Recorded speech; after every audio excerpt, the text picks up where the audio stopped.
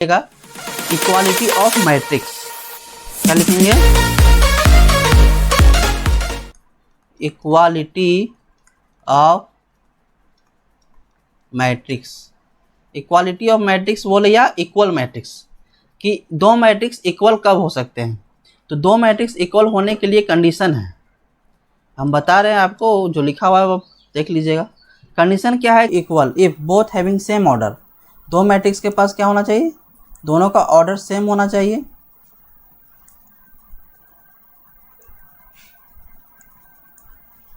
दोनों का order same होना चाहिए और corresponding element of the matrix are equal. मतलब कि क्या? कोरस्पॉन्डिंग एलिमेंट दोनों मैट्रिक्स का इक्वल होना चाहिए। तो चलिए इसको समझते हैं अच्छे से तरह से।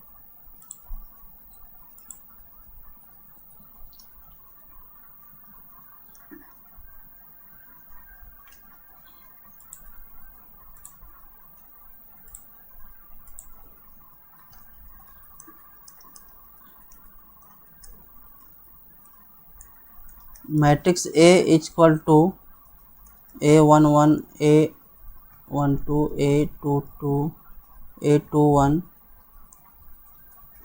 A22 और matrix B equal to B11 B12 B21 B22। तो ये भी 2/2 मैट्रिक्स है, ये भी 2/2 मैट्रिक्स है। तो पहला कंडीशन क्या? ऑर्डर सेम होना चाहिए। तो order of matrix A equal to order of matrix B 2:2 या 2/2। दूसरा कंडीशन क्या बताए? Corresponding element. मतलब क्या? A11 जो होना चाहिए, यहाँ का एलिमेंट यहाँ के बराबर होना चाहिए B11 के।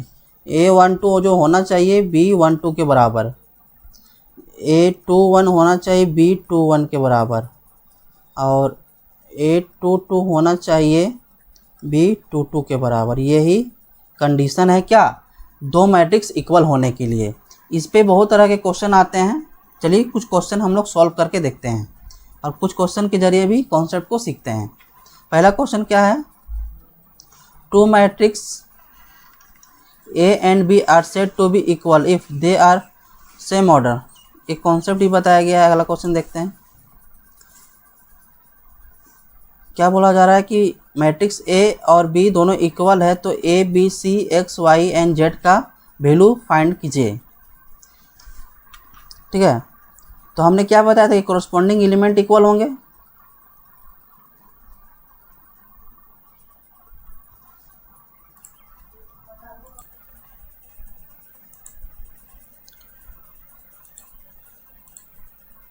क्या बताया था कि दो मैट्रिक्स इक्वल होने के लिए पहले सबसे पहले हम लोग क्या चेक करेंगे? यहाँ चेक कीजिए, इसका ऑर्डर क्या है?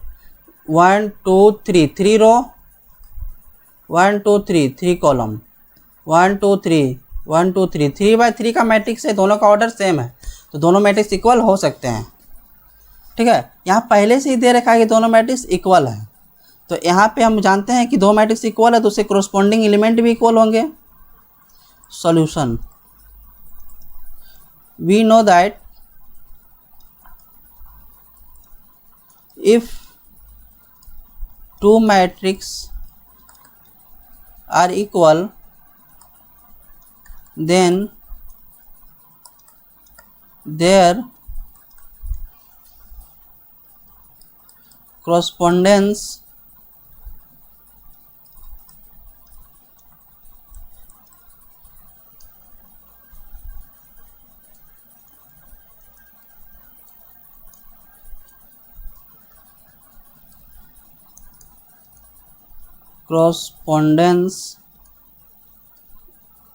element should be equal। कि दो मैट्रिक्स इक्वल होंगे तो उसके कोरस्पॉन्डिंग एलिमेंट या कोरस्पॉन्डेंस एलिमेंट भी इक्वल होंगे। तो चलिए वही इसी कंडीशन को सेटिस्फाई करते हुए हम लोग लेते हैं।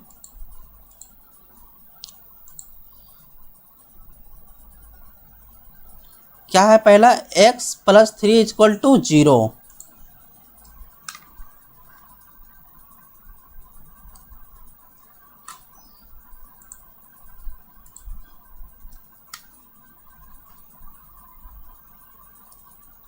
x plus 3 equal to 0, a11 equal to b11। फिर क्या है यहाँ, x plus Z equal to 6।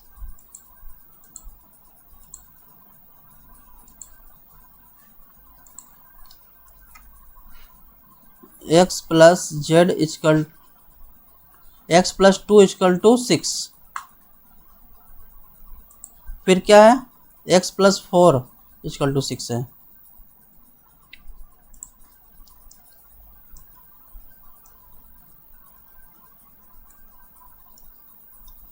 x plus 4 equal to 6। फिर क्या है, 2y minus 7 equal to 3y minus 2। 2y minus 7 equal to 2y minus 7 equal to 3y minus 2।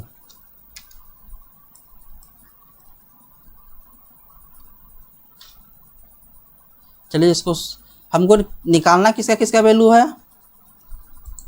यहाँ पर भी जितने भी अननोन है, X Z Y A B और C, A B C X Y Z के वैल्यू निकालना है।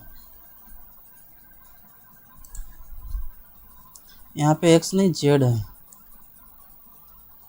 तो यहाँ पर इक्वेशन सॉल्व करने सभी को आता होगा।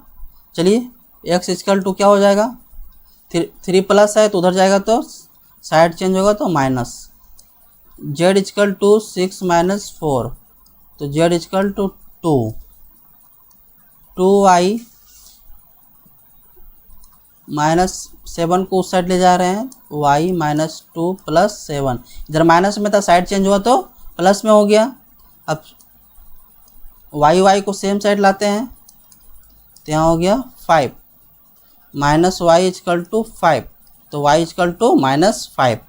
x का वैल्यू निकल के आ गया -3, z का वैल्यू 2 और y का वैल्यू -5। ये 3 निकल के आए हैं। अब आगे देखते हैं।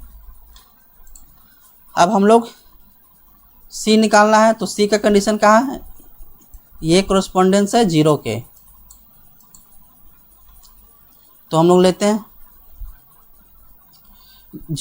2c plus 2 equal to 0। 2c plus 2 equal to 0। 2c plus 2 equal to 0, तो यहाँ पे हो जाएगा 2c इक्वल टू -2, तो c equal to -2/2 equal to -1, तो c का भी वैल्यू निकल गया। अब हमें क्या चाहिए, एक्स वाई जेड का वैल्यू तो निकल गया, अब ए सी का और ए बी का वैल्यू चाहिए। तो ए का वैल्यू हमको यहाँ से मिलेगा, a minus 1 equal to -3। Next slides ले लेते हैं।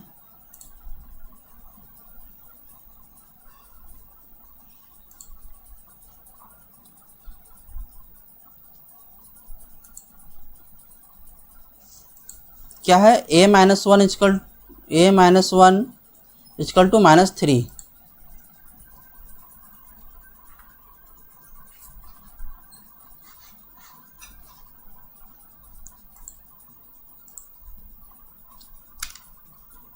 a माइनस 1 इक्वल टू -3, तो a equal to -3 plus 1 -2। a का वैल्यू निकल गया। अब b का वैल्यू निकालना है, तो b का वैल्यू कहाँ से मिलेगा, यहाँ देखिए b कहाँ है, यहाँ है। b minus 3 equal to 2b plus 4, b minus 3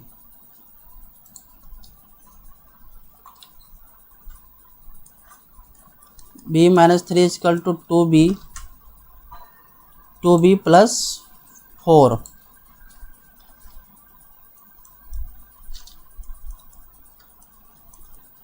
b equal to 2b plus 4 plus 3।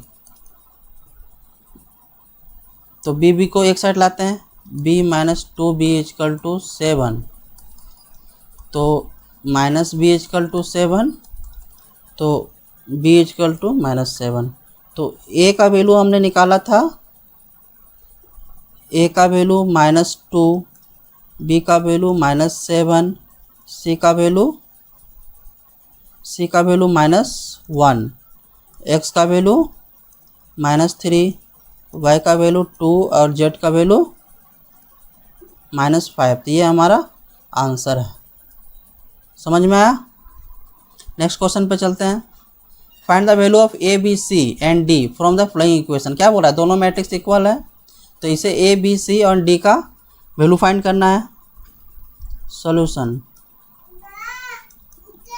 A equal to B, A B C D का वैल्यू फाइंड करना है। ए बी सी डी का वैल्यू फाइंड करना है। तो दोनों मैट्रिक्स क्या दिया हुआ है? यहाँ पे देखिए मैट्रिक्स इक्वल दिया हुआ, दोनों मैट्रिक्स इक्वल है। तो इक्वल होगा तो उसके कॉरस्पॉन्डेंस एलिमेंट भी इक्वल होंगे। तो लिखते हैं, चलिए 2a plus B equal to 4, a minus 2b equal to -3। ठीक है, ए बी दो अननोन है और दो इक्वेशन है, तो दो अननोन फाइंड हो जाएंगे। इक्वेशन सॉल्व करने आप लोगों को आता होगा। तो चलिए यहाँ से हम क्या करते हैं, यहाँ पे 2a है तो इसको, इस इक्वेशन को 2 से मल्टीप्लाई कर देते हैं। 2 से मल्टीप्लाई करेंगे तो 2a और 2 2 जा 4, 4b इजकल टू -6 आ गया। इक्वेशन 1, इक्वेशन 2, इक्वेशन 1 और इक्वेशन 2 क्या करेंगे कि equation subtracting, equation 1 minus equation 2, equation 1 में से इक्वेशन 2 को सब्ट्रैक्ट करने पे, तो 2a plus B minus 2a minus 4b equal to 4 minus -6। तो 2a plus B minus 2a plus 4b equal to 4 minus +6। तो 2a से कैंसिल, प्लस बी और plus 4b equal to 5b equal to 10। तो b equal to 10/2, 5 से काटेंगे तो b का value आ गया 2। अब क्या करेंगे, b का वैल्यू को पुट कर देंगे इक्वेशन 1 में, तो हमें a मिल जाएगा।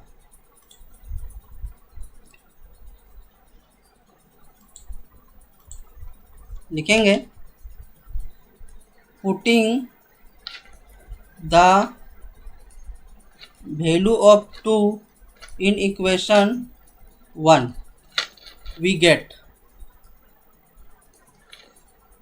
इक्वेशन 1 में, इक्वेशन 1 हमारा क्या था, 2a plus B equal to 4। तो b का वैल्यू कितना आ गया, प्लस b का वैल्यू आया 2। तो 2a equal to 4 minus 2, 2a equal to 2, a equal to 2/2 equal to 1। तो यहाँ से a का वैल्यू 1 और b का वैल्यू 2। अब हमें क्या चाहिए, c और d, और c और d कहाँ से मिलेंगे, यहाँ से नीचे वाले से, a12 और a22 से। तो 5c minus D equal to 11,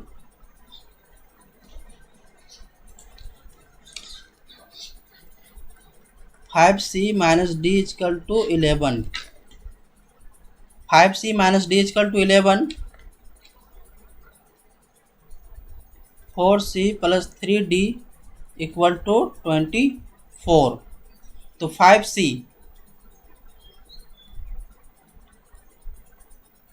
11 24।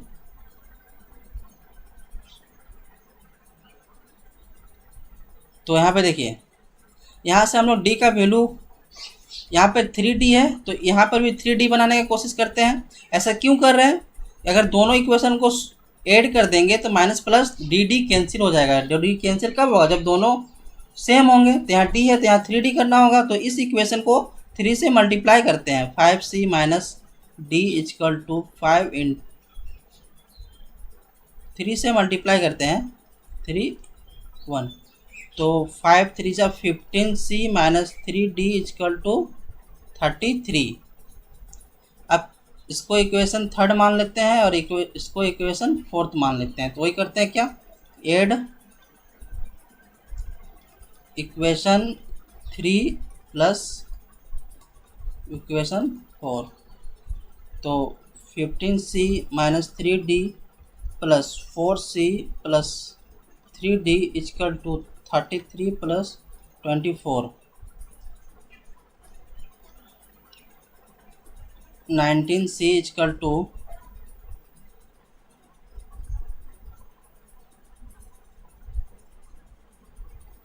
तो 19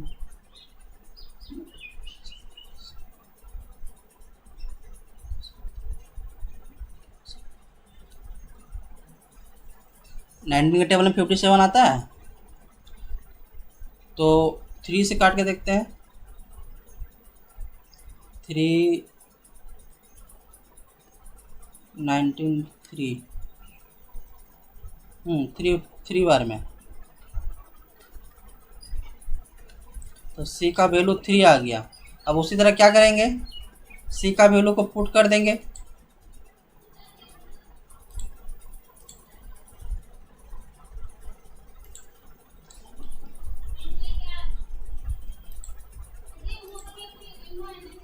इस इक्वेशन में c का वैल्यू को पुट करते हैं। 5c minus D equal to 11, 5 into C का value 3 minus D equal to 11, 15 minus D equal to 11। तो 15 minus 11 equal to D minus इधर में तो उधर गया तो प्लस बन गया।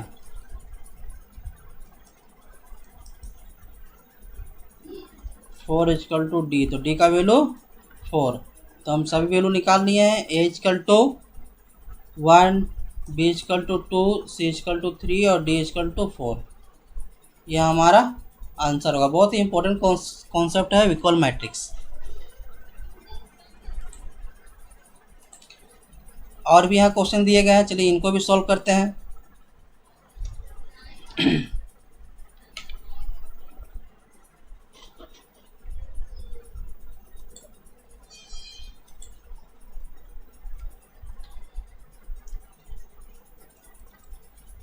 पहला क्वेश्चन क्या है, 4 3x5 equal to YZ1 5।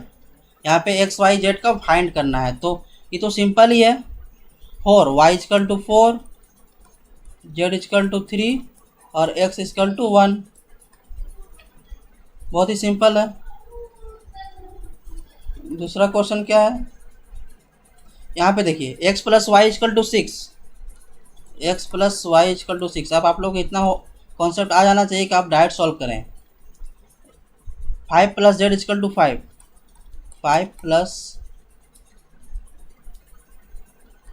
Z equal to 5, X Y equal to 8, X Y equal to 8। तो यहाँ से जेड का वैल्यू क्या निकलेगा, 5 माइनस 5 इजकल टू 0।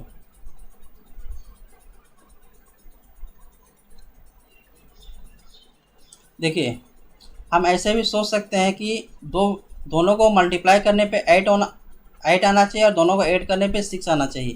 तो 4 और 2 को ऐड करेंगे तो 6 आएगा और 4 और 2 को मल्टीप्लाई करेंगे तो 8 आएगा। तो x और y का वैल्यू 4 और 2 होगा। उसमें 4 कौन होगा, 2 कौन होगा, चलिए फाइंड करते हैं।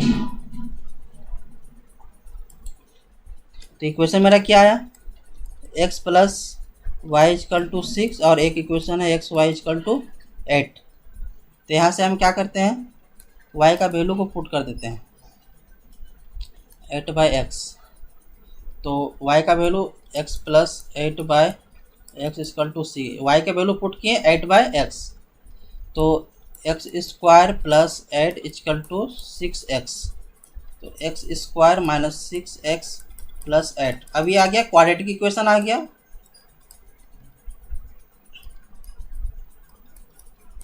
क्वाड्रेटिक इक्वेशन आप लोग को सॉल्व करने आता है। कैसे सॉल्व करते हैं, इसका फैक्टर करेंगे यहाँ पे क्या है 1 और 8, और 1 और 8 को मल्टीप्लाई करेंगे तो 8x² आना चाहिए। मल्टीप्लाई किए तो 8x², 8x²। अब 8x² इसका फैक्टर करना होगा, तो हम क्या लिख सकते हैं, -2 -4 लिख सकते हैं। -2x -4x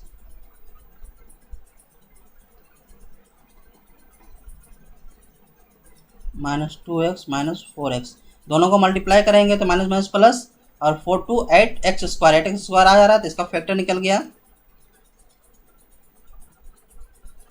x² -2x -4x plus 8 = 0।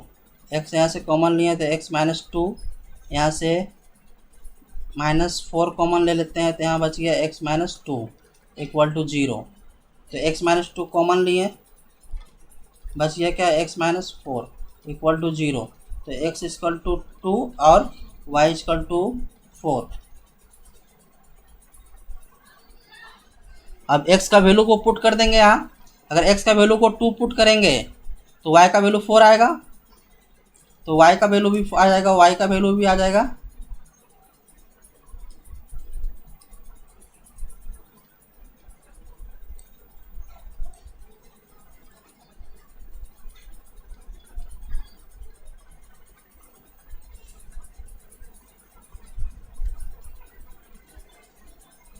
अच्छा, ये तो बोर्ड में आ नहीं रहा होगा, साइड में लिख रहा हूँ। चलिए फिर से आप लोग को बता देते हैं।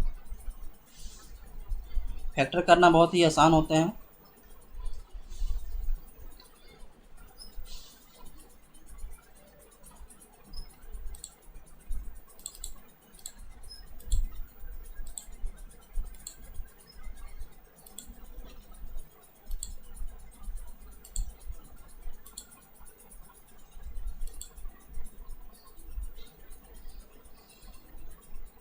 क्वाड्रेटिक इक्वेशन क्या है, x -2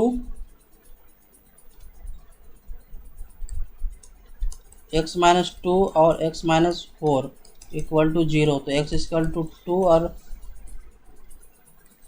x = 4। x का वैल्यू 2 और 4 आया, और y का वैल्यू भी यही आएगा।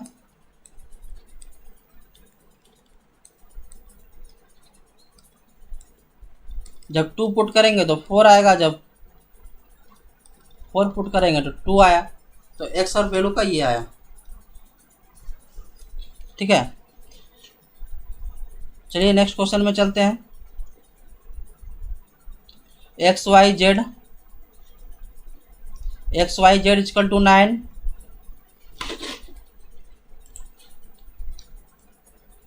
Question number 3, x + y + z =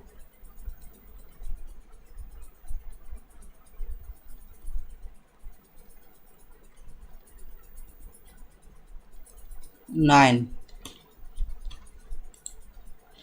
और x + z = 5।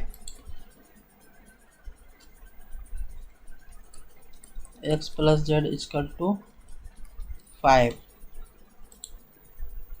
y + z = 7, y + z = 7, x + y + z = 9, x + z = 5, y + z = 7। x + z, तो x + z का वैल्यू 5, तो x + z + y = 9 आया ना। तो x + z का वैल्यू पुट कर देते हैं 5, 5 + y = 9, तो y = 9 - 5 = 4, y का वैल्यू आ गया 4। तो y का वैल्यू को 4 पुट करते हैं, 4 + z = 7, तो z = 7 - 4 = 3। अब z का वैल्यू 3 आ गया, 3 यहाँ पुट करेंगे तो x का वैल्यू 2 आ जाएगा। फाइंड हो गया x और y z का वैल्यू। x का वैल्यू आ गया 2, y का वैल्यू आ गया 4, जेड का वैल्यू आ गया 3, तीनों को ऐड करने पर 9 आना चाहिए, तीनों को ऐड कीजिए 7 to 9 करेक्ट आंसर है हमारा, वेरीफाई भी कर लिए।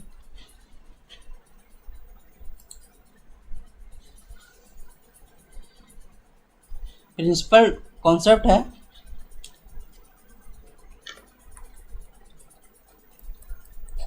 Principal diagonal of a matrix in square matrix, the diagonal from the first element of first row. Principal diagonal के बारे में बताया गया है कि प्रिंसिपल डायगोनल किसको बोलते हैं, बताए थे, first element of first row to the last element of the last row is called principal diagonal.